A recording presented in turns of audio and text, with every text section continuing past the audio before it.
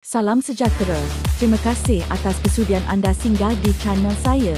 Jika anda seorang penggemar sukan bola sepak tanah air, bantu saya tekan subscribe kerana setiap subscribe anda itu sangat berharga. Terima kasih sahabat baik.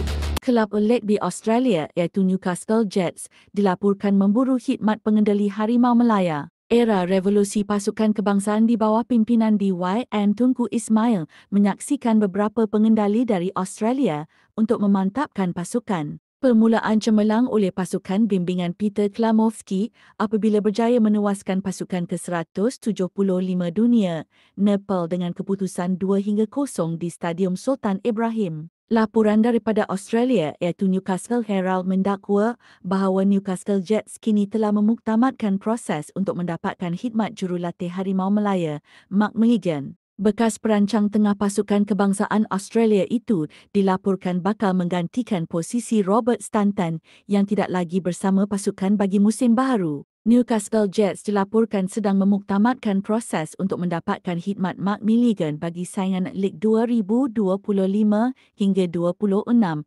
ujar laporan tersebut. Beliau baru sahaja dilantik bersama pasukan kebangsaan sejak Februari lalu dan bertugas bersama barisan kejurulatihan lain untuk membentuk sebuah pasukan kebangsaan yang mantap. Setakat ini, masih tiada pengesahan rasmi berhubung perkara ini sama ada dari pihak Persatuan Bola Sepak Malaysia FAM dan juga Mark Milligan sendiri. Sebagai rekod, beliau pernah berkhidmat selaku pembantu jurulatih di Adelaide United selama 3 tahun selain memiliki pengalaman luas sebagai bekas pemain.